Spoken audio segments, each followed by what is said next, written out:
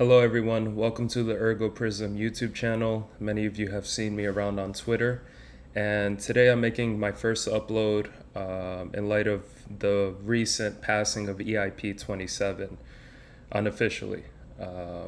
So I'm going to go over a few basics and sort of dive into further detail about the ramifications of that on the token supply of Ergo. So right here I'm on coinstats.app.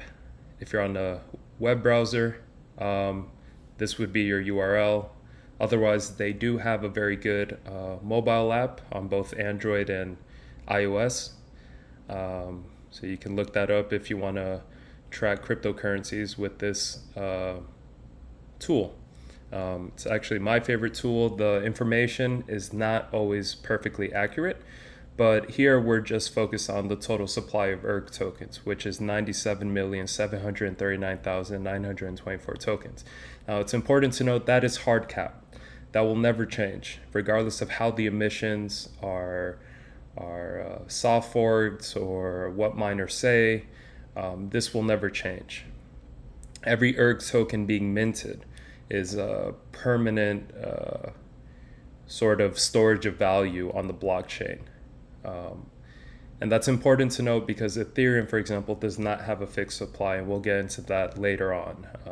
They sort of change things from the top down in sort of a bureaucratic manner without consulting miners, for example, burning tokens and things of that nature to make the supply of ETH deflationary, and that sort of just robs miners of their miner rewards for processing transactions on the blockchain. So anyway, we'll get into Ethereum shortcomings later.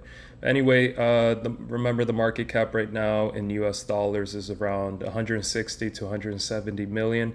And you get that by multiplying every individual ERG token, which here would be 325, and multiply that by the current circulating supply, which is now about 50.5 million. It's important to note the original emission cycle was only meant to last about 8 years, from 2019 to 2027. Excuse me. And that results currently in miners minting about 50,000 new ERG tokens on the blockchain every single day. So that aggressively inflationary supply means that all 50,000 of those new ERG tokens have to take on the current market value of Ergo, which is 325. So that really dilutes the buying power because it's so inflationary. You see that with the US dollar right now. But nevertheless, EIP-27 seeks to resolve that both short and long term. So I want to go back a little bit and compare block rewards and Ergo's proof of work setting with Bitcoin's proof of work block reward environment and how the emission cycles work there. So this is on ergoplatform.org. It's one of those very informative and great blogs, and I'm just going to read off this blog post. Since the inception of Bitcoin, the argument has been made that cryptocurrency can be a solid hedge against rising inflation. Cryptocurrencies with a fixed supply cannot mint additional tokens and therefore provide scarcity and a storage of value. Similar to Bitcoin, Ergo's tokenomics guarantee that the supply is hard capped at approximately 97 million ERG. And like I said, for comparison, Ethereum does not have a fixed supply of tokens. That's very important.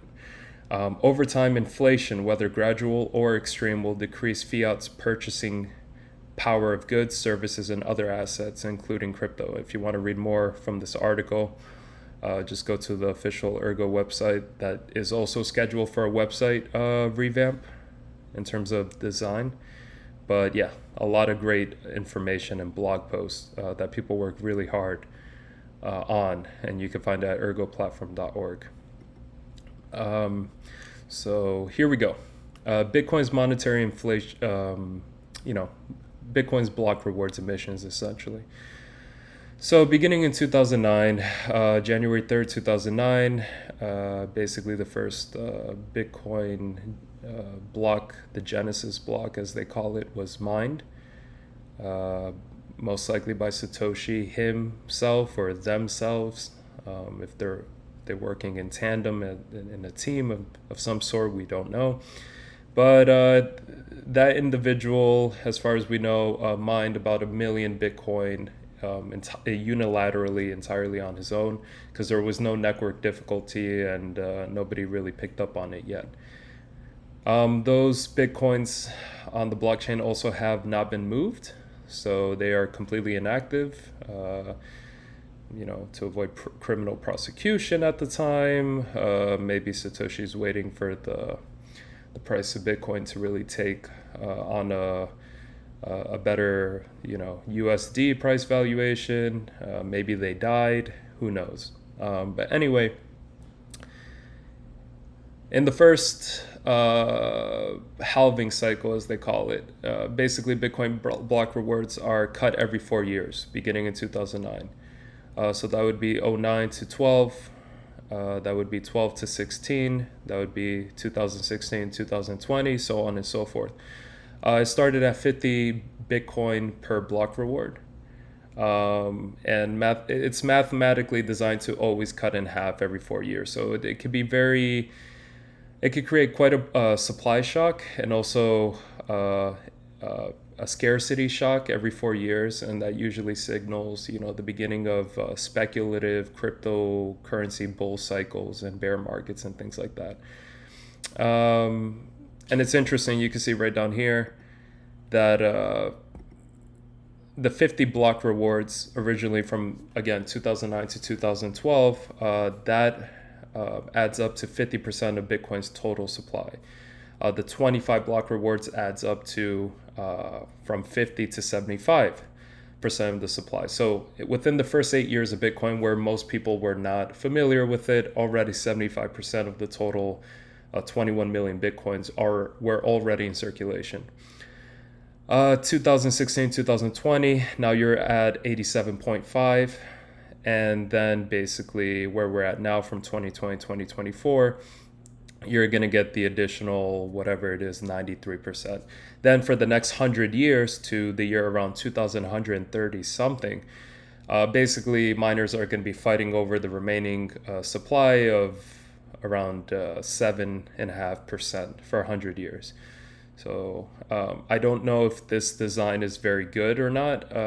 Seems very, very, very brutal. As you can see, in a few decades, the amount of Bitcoin that people will be fighting for as network difficulty goes up, as more centralized mining farms come online and increase their ASIC supply and business model, you can see that every 4 years, no matter what happens in the real world, Bitcoin is mathematically programmed to cut in half no matter what every 4 years. So eventually it's going to get down to what today would be sort of like a UTXO box dust, just what's left over out of from a transaction. What you would get right now if you had one of those bank cards that offer cashback rewards in Bitcoin. It's very, very tiny micro dust bites of Bitcoin that people are supposedly going to fight for in several decades and for the next 100 years. I don't know if that model is sustainable in a proof of work setting, but as you can see, this is sort of like an escalator deflationary approach, or cutting down on the inflation rather. So that is the monetary supply. I think of it as a staircase, and we're currently approaching 19 million Bitcoin. So yeah, that's a very small amount to fight over for the next 100 years. But anyway, that's how Bitcoin mining emissions work, and that's important in order to understand how Ergo's is designed as well with this EIP-27. Bitcoin block times are around 10 minutes. That creates about like 144 unique opportunities for mining pools or solo miners on mining Bitcoin to basically hit that block reward. It's basically a lottery, and the more competition that comes online, the harder it is to find those block rewards. In comparison, now switching over to ERG, the block times are around 2 minutes. You can see the latest blocks over here. Let me refresh. This could be old. It's from yesterday. There you go. And the block rewards are currently 66 ERG, and there's a total network hash rate that naturally will increase in the future as more demand grows for mining this token. So Ergo chose the proof of work model with a fair launch and designed a treasury allocation for the ecosystem development as a portion of block rewards. Instead of offering a portion of pre-mined allocation, the Ergo protocol allocated 7.5 ERG per 75 ERG block rewards as treasury allocation for the first 2 years. Treasury allocation then drops to zero in the following 6 months. This plan yielded the treasury 4.33 million ERGs, which represent 4.43% of the 97 million ERG total supply. This allocation was instituted in order to support the initial ecosystem development by releasing funds gradually during project development. Ergo launched in July 2019, so the emission rate has already started to decrease since last July. So basically, if you think back to when Satoshi mined the first million Bitcoin unilaterally on his own, he had a greater amount of Bitcoin held than even the Ergo Foundation has for this blockchain. And there's no foundation, there's no real use for those Bitcoins that Satoshi mined. They're just inactive and sitting somewhere. So the foundation exists, I believe, as a nonprofit as well. And it is simply to help fund the ecosystem and have like kind of project grants, attract new developers, and just kind of fuel the management behind the scenes this open source blockchain so it can develop and flourish properly. So basically it can be sort of like living on its own after a certain period of time. But apart from that, again, if we look here at the initial token allocations for public blockchains, the white represents public sale, green community allocations, red insiders, blue foundations, and more. So Ergo is, as far as I know, the only fair launch cryptocurrency with a real vision other than Bitcoin that is to this extent. That means the only way you can earn ERG is either by mining it or buying it from the secondary markets. In contrast, you can see how the first principles of Bitcoin have completely been lost with virtually every other cryptocurrency in the DeFi space. And that's a real shame. That's a real shame. So when people complain that, oh, Ergo is not getting enough marketing or publicity, well, it's like, yeah, well, if you give 56% of Luna tokens or Terra tokens to companies and insiders and venture capitalists, of course they're going to market out this cryptocurrency, so hopefully they can get the public excited enough to buy the tokens after they already have them, so they can cash in at a profit. So it's very important to highlight the underlying incentives that people have in a business model like this. In a company, these are companies, these are not open source, first principle, decentralized cryptocurrencies. So in the United States, the SEC would deem all of these securities. And that will probably come at some point, and that will help to pop the DeFi bubble that we're currently in, for better or worse, but it will pop it because these companies are essentially offering shares of a stock. There's actually no difference between this, the technology, and NVIDIA being a publicly traded company. It's no different in a broad sense. So that's very important to note when you are investing in cryptocurrencies. If you see Solana go up from $30 all the way to $200, just remember the only way the price goes up is if somebody buys in after you. That's the only way you profit. Ergo doesn't have all of these problems. That's also very important to note. It has a research-driven but practical development approach, and has prioritized useful features while compromising on security. I will get into some of the other arms of what Ergo can do, for example, in privacy, NFTs, sort of the extended UTXO model and the gasless lack of congestion that the blockchain has, how it could scale, possibilities for layer 2, and sort of all of the different tools in the toolbox at a later date. I'll make separate videos for all of them because it would be very lengthy if I did all of them in one. So anyway, moving on from here. So as we mentioned before, the initial block rewards for ERG back in 2019 all the way to 2021 at some point were 75 ERGs. And now we're at a point where it is actually decreasing about 3 ERG per epoch. And the epoch is basically the interval on the blocks on the blockchain. And that's about 3 or 4 months. So every 3 or 4 months, ERG block rewards are decreasing by 3. So this is more of a gradual decline in block rewards instead of like this staircase that Bitcoin takes with the halving cycle that's kind of very unnatural and creates these sudden shocks in supply and things like that. So the emission curve is very gradual. We're right now at 66 ERG per block reward, but now with EIP-27 passing, which I'll get into in a second, this will shave a bit of ERG block rewards off the top. The miner community voted for this, and basically the block rewards will continue to decrease by 3 ERG every 3 or 4 months, but with an added minus 12 on top of the 66 that we have right now.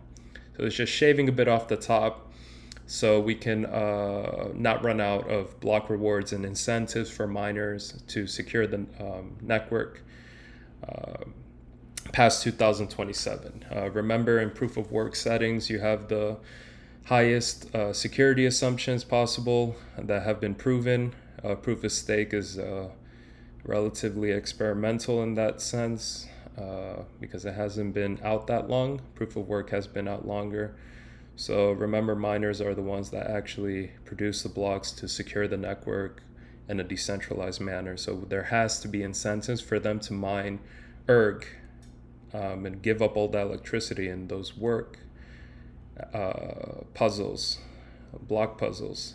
There has to be something for them at the end of the day, because at the end of the day, mining is a business. So EIP-27 helps to secure the network all the way through 2047 instead of just 2027. That way the ecosystem can mature and grow and evolve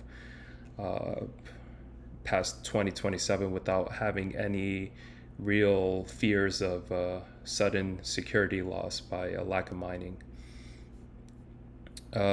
This graph just sort of shows the the gradual increase, the inflationary supply of ERG. The black line is the original emission cycle, right around here, which is where we're at currently, I believe, right down here. This is when we're going to have an untethering of the original emission cycle and the EIP-27 proposed soft fork, which has now passed. So it's important to note that the original emission cycle continues. When I mean untethering, I just mean in terms of how much ERG will be in supply. The original emission cycle continues, is just shaving 12 off the top of every block reward, beginning, I believe, in April of 2022. So right around here, we're going to have a bottom of 3 ERG per block reward, and that'll continue from around 2027 through 2047. So it's a flat minimum baseline of 3 ERG in about 5 years. I want to get into that first, and I'll head back to Ethereum. Our business manager in the Ergo Foundation, Joseph Armenio, he had this Medium blog post that just really highlighted what I just said. It is important to understand that the original emissions contract is still valid. It is simply interacting with a re-emission contract that is collecting rewards to be used to extend the original emission.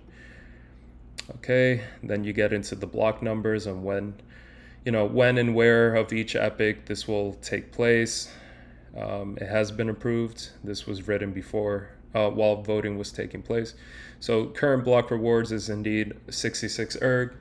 That'll go down to 63 in April of 2022. And then with EIP-27, when that gets out of the testnet stage and onto the mainnet, it'll shave off 12 ERGs off the block rewards. So in April, it would be 51 ERG that miners would fight over. So the inflationary supply, instead of being 50,000 per day, will go down mathematically, obviously. And that'll sort of give the ERG token some breathing room in terms of gaining traction with its price movements. So you can see the block heights here. This is what it'll be in April 2022. Pretty interesting. So it's all mathematical. I mean, this is with absolute certainty, as long as there's no future soft forks, that this is how the miner rewards will continue. So, and it stops at 3 ERG, and this will be around 2027 through 2047. That's incredibly important to know. Right now, it's like if we're in the 50 Bitcoin block reward cycle, where there's so much Bitcoin going around that it's not worth as much as it should be when the technology is so promising, right? But as the rewards taper down, that's when you're really going to get the pinch up in price. There's going to be more ecosystem growth. There's going to be more dApps developed. The technology here is superior than most other platforms all put together. If you look at Chainlink's Oracle pools, if you look at Monero's privacy tools, which is obviously a hard fork of Bitcoin, so the UTXO is a monotonic UTXO set, so it's just not able to do as much in terms of mixing coins as Ergo's EUTXO model, and several other things as well. And if you're talking about NFTs, the cost to mint NFTs, if we're talking about transaction fees, if we're talking about being a gasless blockchain, basically launching NFT collections would be better here than on something like OpenSea, where you basically have to deal with the spikes and congestion as new NFT collections launch on the Ethereum blockchain. So all of these tools are here from the onset. You don't need a Polygon to come and remedy a problem that Ethereum didn't count for in its account-based model. No pun intended. So the proposed re-emission software creates an extended period of block rewards at 3 ERG. It's incredibly important. So go to ergo.watch, which is where I got some of these graphs from. Right here, ergo.watch, if you want to see the emissions and some other metrics as well. Okay, finally, one thing to note here is that eventually Ethereum, which is currently the most popular ASIC it's not ASIC resistant, I believe, but Ethereum is the most popular cryptocurrency to mine and the most profitable one amongst the GPU mining community, right? And eventually ETH will switch to ETH 2.0 and it will be completely proof of stake. We don't know when that'll happen. It could take months, it could take a few years. And that's going to leave a mining vacuum in the GPU community. And here are some of the most popular current ASIC resistant cryptocurrencies to mine. Vertcoin, which has been around since 2014, and it essentially doesn't do anything because it just doesn't. It's just copying Bitcoin's code. It doesn't do anything unique other than it was ASIC resistant. Monero's a very good privacy coin, but it as well is not a DeFi platform. It is simply a hard fork of Bitcoin that adds pretty good privacy tools on top of it, but nevertheless, it is not a DeFi platform in of itself. And again, it's copying a lot of the things just from Bitcoin's source code. Ravencoin, yet another Bitcoin hard fork, just an ASIC resistant Bitcoin hard fork that I think you can do something similar to NFTs where you can allocate assets to people with transactions or something like that. Basically, there's no real utility here. Halving protocol, hard fork of Monero, which is a hard fork of Bitcoin. You can see a pattern here. Ethereum Classic, a hard fork of Ethereum. The Ethereum community had a few just like religious communities in the historical sense. They had sort of a divergence, and they went to their own hard fork and tribe, similar to Bitcoin Classic, or rather Bitcoin Cash. Disagreement doesn't really do anything. Monocoin, hard fork of Litecoin, which is a hard fork of Bitcoin. Don't know too much about Eternity, but it is one of those things on their Beam.